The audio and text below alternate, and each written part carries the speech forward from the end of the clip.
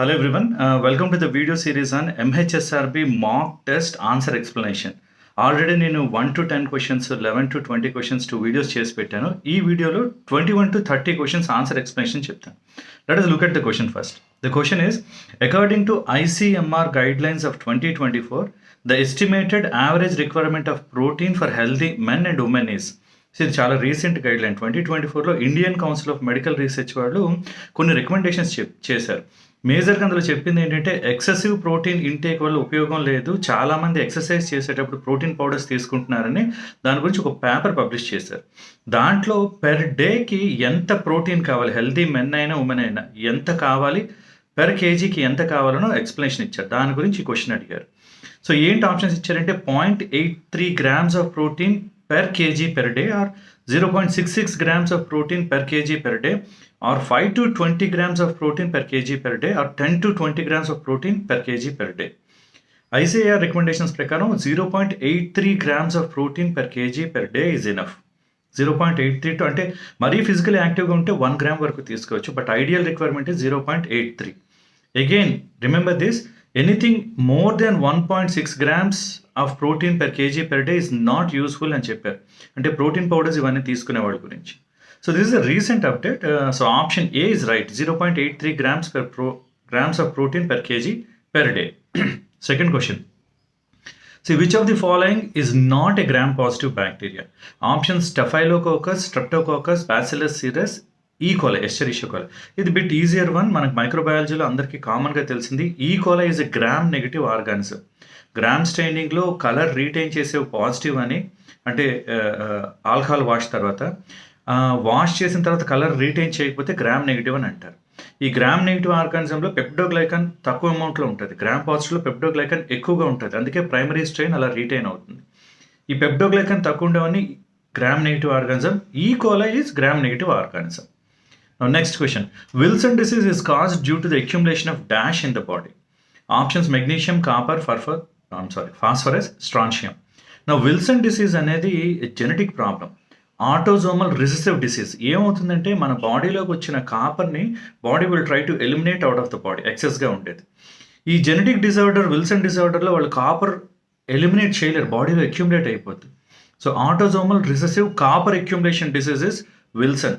మేజర్గా ఇది మన కిడ్నీస్ బ్రెయిన్ని ఎఫెక్ట్ చేస్తుంది. లివర్ అండ్ బ్రెయిన్ ఎఫెక్ట్ చేస్తుంది. లివర్ ఎఫెక్ట్ అవ్వడం వల్ల హెపాటోమెగాలి ప్రాబ్లమ్స్ అని వస్తాయి. బ్రెయిన్ ఎఫెక్ట్ అవ్వడం వల్ల కన్ఫ్యూషన్, యాంగ్జైటీ, డిప్రెషన్ లాంటివి వస్తాయి.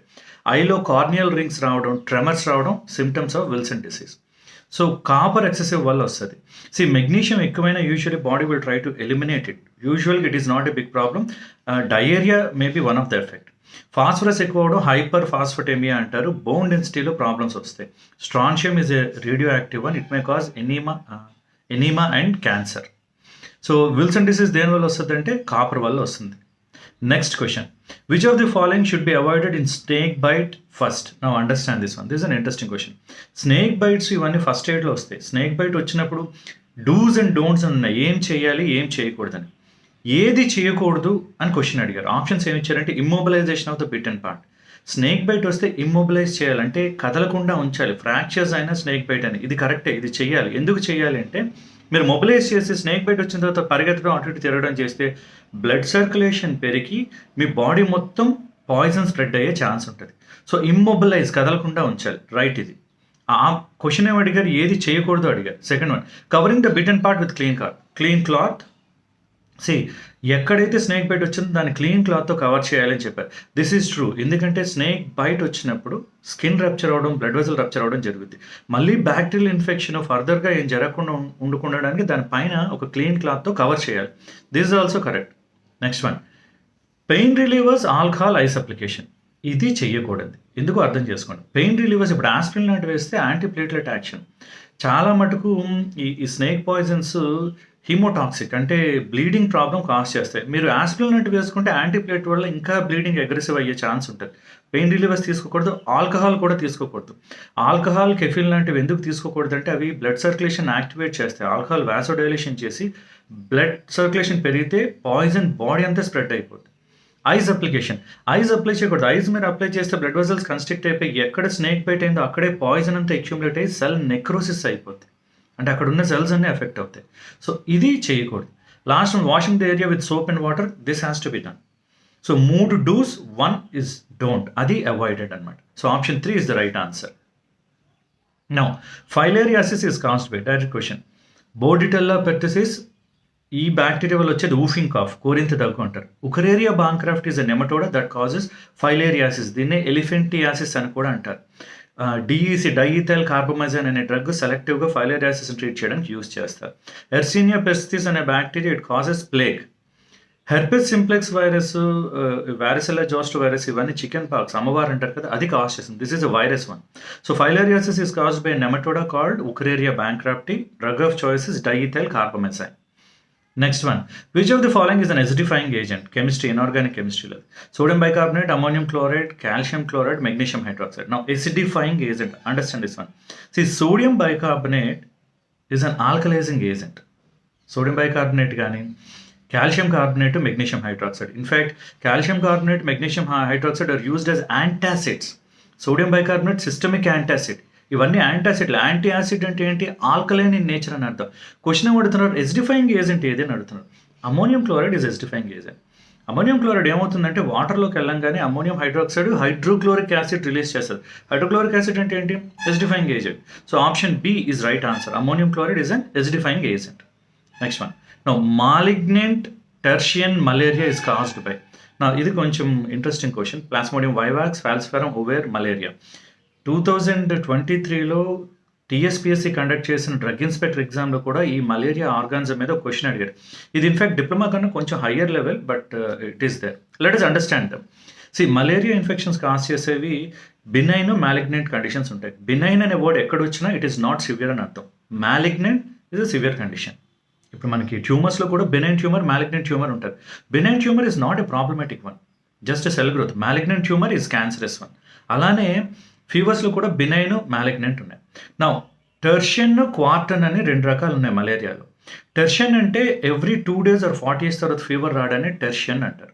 క్వార్టన్ అంటే ఎవ్రీ 3 days తర్వాత ఫీవర్ రావడాన్ని క్వార్టన్ అంటారు. నా బినైన్ టెర్షియన్ అంటే సివియర్ ప్రాబ్లం కాదు, ఎవ్రీ 2 days తర్వాత ఫీవర్ వస్తుంది. బినైన్ క్వార్టన్ సివియర్ కాదు, ఎవ్రీ 3 days తర్వాత ఫీవర్ వస్తుంది. మాలిగ్నెంట్ టెర్షియన్ సివియర్, 2 days తర్వాత వస్తుంది. ఏం జరుగుతుందంటే యూజువల్గా మలేరియాలో ఒక 3 సిమ్టమ్స్ ఉంటాయి. ఫస్ట్ ఏమో బాడీ టెంపరేచర్ చాలా ఎక్కువ అవుతుంది, తర్వాత చెమటలు వస్తాయి, బాడీ టెంపరేచర్ తగ్గిపోద్ది. Hot phase, wet phase, cold phase. Hot phase అంటే బాడీ టెంపరేచర్ ఎక్కువ అవడం, వెట్ ఫేస్ అంటే చెమటలు రావడం, కోల్డ్ ఫేస్ అంటే బాడీ టెంపరేచర్ తగ్గిపోవడం. ఇవి బినైన్లో ఉంటాయి. కానీ malignant tertian is a very dangerous one. అందులో హాట్ ఫేజే ఉంటుంది కానీ కోల్డ్ ఫేస్ కానీ స్వెట్టింగ్ కానీ రాదు. బాడీ టెంపరేచర్ సివియర్గా పెరిగిపోద్ది. బాడీ టెంపరేచర్ సివియర్గా పెరిగిపోతే lot of problems are there. Convulsions, coma రావచ్చు. పల్మనరీ ఇన్సఫిషియన్స్ అంటే రెస్పిరేషన్ సరిగ్గా జరగదు. Cardiac arrest, cardiac failure, heart failure అవుతుంది. అండ్ సివియర్ బాడీ టెంపరేచర్ పెరిగి ఇదంతా ఎందుకు జరుగుతుంది అంటే ఈ మలేరియల్ ఆర్గానిజం ప్లాస్మోడియం హీమోలైసిస్ని కాజ్ చేస్తుంది. అంటే రెడ్ బ్లడ్ సెల్స్ అన్నీ బ్రేక్ డౌన్ అయిపోతూ వస్తాయి. ఈ break down red blood cells అన్నీ లివర్లో ప్రాసెస్ అయ్యి డార్క్ యూరిన్ వస్తుంది. ఇవన్నీ ప్రాబ్లమ్స్ అనమాట. ఇది కాజ్ చేసే organism Plasmodium falciparum, dangerous one, which may cause death also. So malignant tertian malaria is caused by Plasmodium falciparum. Option B is the right answer. Now next question, Lugol solution content. See, Lugol solution is a combination of iodine and potassium iodide, but combination ఏంటంటే 5% of iodine, 10% of potassium iodide. Option 2 ఇచ్చారు, 5% of iodine, 10% of potassium iodide. Lugol solution main use ఏంటంటే, iodine ఉందంటే మీరు స్టార్చ్ని identify చేయొచ్చు. సెల్స్లో glycogen ఉందా లేదో identify చేయొచ్చు, ఎందుకంటే పాలిసాకరైడ్స్తో ఐడిన్ కలర్ టెస్ట్ ఇస్తుంది, కార్బోహైడ్రేట్స్లో చదువుకున్నాం. ఏంటి సిగ్నిఫికెన్స్ అంటే క్యాన్సర్ సెల్స్ కంటిన్యూస్గా గ్లూకోజన్ యూజ్ చేసుకుంటూ ఉంటాయి, కానీ గ్లైకోజన్ స్టోర్ చేయవు. అంటే గ్లూకోజన్ స్టోర్ చేసి గ్లైకోజన్ ప్రిపేర్ చేయవు. సో సెల్స్కి లూగాల్ సొల్యూషన్ ఇచ్చి గ్లైకోజన్ ఉంది అంటే క్యాన్సర్ లేదు అని అర్థం, గ్లైకోజన్ లేదు అంటే క్యాన్సర్ ఉంది అని అర్థం. అదే ఒక యూజ్. డిజిన్ఫెక్టెంట్గా యూజ్ చేస్తారు అండ్ స్టార్చెస్ ఇవన్నీ ఐడెంటిఫై చేయడానికి యూజ్ చేస్తారు. The other one is mordant. ఇప్పుడు మనం గ్రామ్ స్టెయినింగ్ చేసేటప్పుడు ప్రైమరీ స్టెయిన్ వేస్తారు, హీట్ చేస్తారు అండ్ దెన్ మార్డెంట్ వేస్తారు. మార్డెంట్ పని ఏంటంటే ఆ కలర్ బాగా ఫిక్స్ అయ్యేటట్టు చేయడం, దానికి కూడా లూగాల్ సొల్యూషన్ యూజ్ చేస్తారు. ఏంటి కాంబినేషన్ అంటే 5% iodine and 10% potassium iodide. Okay, now the next question, which of the following is not correct? Again C, ఈ టైప్ ఆఫ్ క్వశ్చన్స్ వస్తున్నాయి, ఇంత ముందు కూడా చూసాం. అంటే ఆప్షన్లో చాలా పెద్ద పెద్ద ఎక్కువ వర్డ్స్ అనే సెంటెన్స్ ఉంటుంది, వీటికి ఫోకస్ అవసరం. ఫోకస్ చేసి చదివి అర్థం చేసుకోవాలి. లుక్ ఎట్ దెమ్, ఏమి ఇచ్చారు? నాట్ కరెక్ట్ అని ఇచ్చారు. ఏది కరెక్ట్ కాదు? Radio ఓపాక్ contrast media of barium sulphate is used for the examination of elementary track. True. మనకు రేడియో ఫార్మస్యూటిక్స్లో బేరియం సల్ఫేట్ యూజ్ ఏంటి? ఓవరాల్గా తీసుకుంటే అది ఒపాక్ మీడియా కాబట్టి ఎలిమెంటరీ కెనాల్లో ప్రాబ్లమ్స్ ఏమైనా ఉంటే ఐడెంటిఫై చేయొచ్చు. ఇది కరెక్టే. క్వశ్చన్ నాట్ కరెక్ట్ అని అడుగుతున్నాడు. Now barium ion may produce cardiac arrest by stimulating heart muscle. This is also true. One of the major problem with barium sulphate ఏంటంటే barium ion cardiac arrest cause చేస్తుంది. ఇది కూడా కరెక్టే. Next one, barium sulphite is used for gastrointestinal radiography. True. Elementary canal gastrointestinal radiography 1 and 3 options సేమే. Right. Now next one, barium sulphate enema may aggravate ulcerative colitis. This is not true. ఎందుకంటే barium sulphate is use to diagnose ulcerative colitis.